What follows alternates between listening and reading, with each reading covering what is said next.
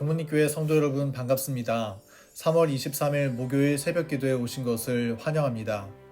오늘도 주님 안에 자아가 죽고 그리스도께서 내 안에 사시는 산 믿음의 경험으로 하루를 시작하기를 바랍니다. 이제 기도하겠습니다. 하늘에 계신 하나님, 오늘 새로운 하루를 주셔서 감사합니다. 이 아침 우리 각 사람의 마음속에 성령 하나님으로 임재하여 주셔서 우리의 마음에 좌정하여 주시옵소서.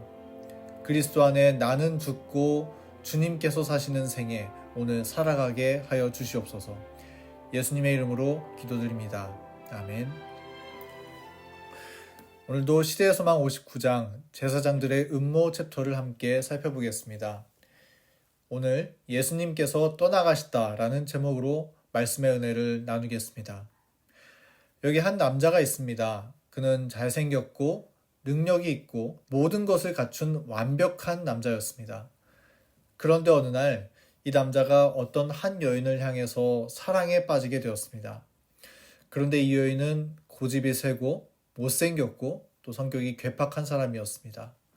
그럼에도 불구하고 이 남자는 여인을 사랑했습니다.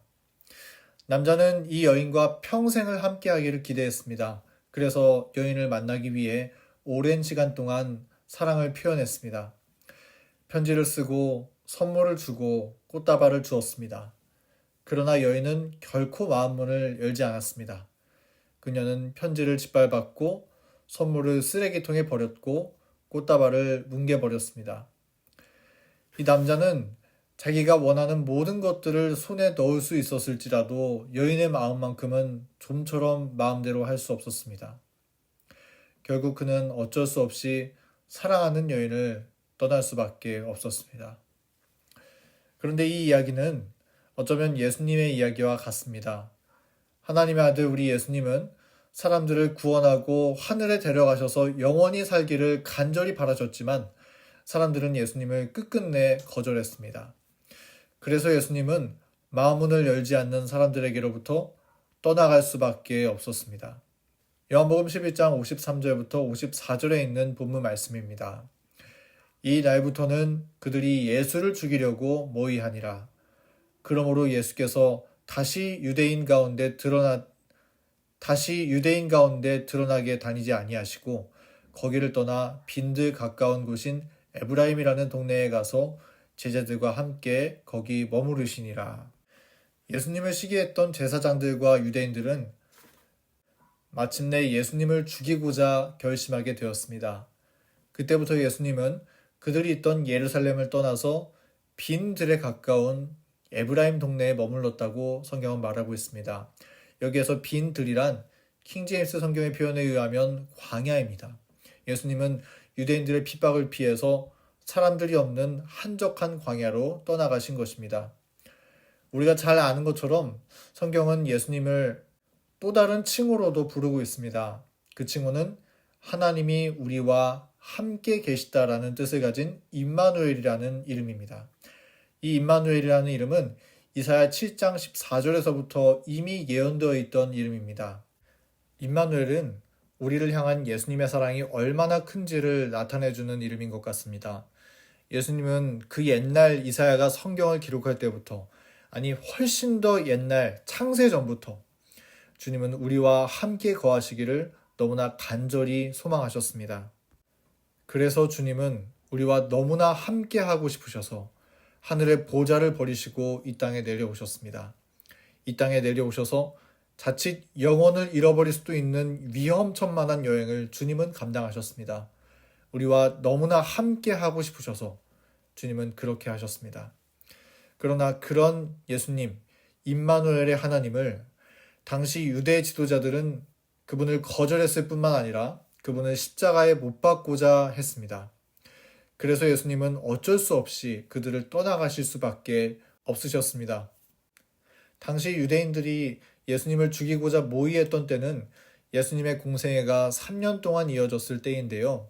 시대소망 541페이지에는 그 기간에 대해서 이렇게 설명합니다. 이 3년이란 짧은 기간이 바로 세상이 구속주의 임재를 견딜 수 있었던 전 기간이었다. 저는 이 말씀이 너무나 슬프게 느껴졌습니다. 예수님은 모든 것을 다 걸고서라도 함께 하기를 원하시는데 고작 3년이라는 시간을 심지어 도무지 견딜 수 없어서 그분을 미워하고 죽이고자 했던 것입니다. 그들의 죄를 속죄하고 생명을 주시기 위해서 오신 창조주 하나님을 그들은 거절했습니다. 그래서 주님은 그들을 떠나가신 것입니다. 사랑하는 교문의교회 가족 여러분, 예수님은 지금도 우리와 너무나 함께 거하기를 원하십니다. 그래서 예수님은 세상 끝날까지 너희와 함께 있으리라고 약속하셨고 우리를 성령의 전이라고 부르시면서 우리 안에 거하시며 동행하시기를 원하십니다. 또 라오디게아 교회에 보내는 권면 가운데서는 주님께서 우리의 마음을 두드리고 계시는 분으로까지 묘사하고 있습니다. 그리고 그 예수님은 오늘날 우리를 향해서도 내가 너와 항상 함께 하기를 원한다라고 말씀하십니다. 2000년 전에 하늘 보좌를 버리고 이 땅의 초라한 마국간으로 오셨던 임마누엘의 하나님께서 오늘 우리의 마음에 찾아오기를 원하시는 것입니다. 그런 예수님을 향하여 우리 마음 문을 활짝 열고 주님을 가슴 깊이 모시게 되기를 간절히 바랍니다. 유대인들은 죄를 사랑함으로 의로우신 예수님을 견디지 못해 주님께서 떠나가셨습니다. 그러나 우리는 의를 사랑함으로 예수님을 기쁨으로 보시고 함께하는 주님의 자녀 되기를 간절히 바랍니다. 오늘 하루 우리 사랑의 주님을 마음 깊이 모시고 주님과 손잡고 동행하는 귀한 하루 되기를 간절히 바랍니다. 이제 기도하겠습니다. 사랑의 아버지 하나님, 우리를 너무나 사랑하셔서 영원히 함께 하시마 약속하여 주시니 감사합니다. 우리 마음에 주님을 사랑하는 마음과 의를 사랑하는 마음을 넣어주셔서 성령으로 찾아오시는 주님을 우리가 기뻐하고 환영하며 맞이하게 하여 주시옵소서. 더 이상 우리의 뜻대로 살며 주님을 문 밖에 세워두는 그러한 삶이 아니라 주님을 모시고 함께 동행하는 삶 살기를 원합니다. 우리 속에 주님 미워하시는 것들 제거하여 주시고 주님 기뻐하시는 것들로 가득 채워주셔서 하나님과 동행하는 기쁨이 날마다 더해지고 더해지게 하여 주시옵소서. 예수님의 이름으로 간절히 기도드립니다. 아멘. 이제 함께 기도 제목을 두고 기도하는 시간을 갖겠습니다. 첫 번째는 교회의 환우들을 위해서 기도해 주시고요. 두 번째는 이번 주 동안에 이어지는 춘계 기도주일 예배를 위해서 기도해 주시기 바랍니다.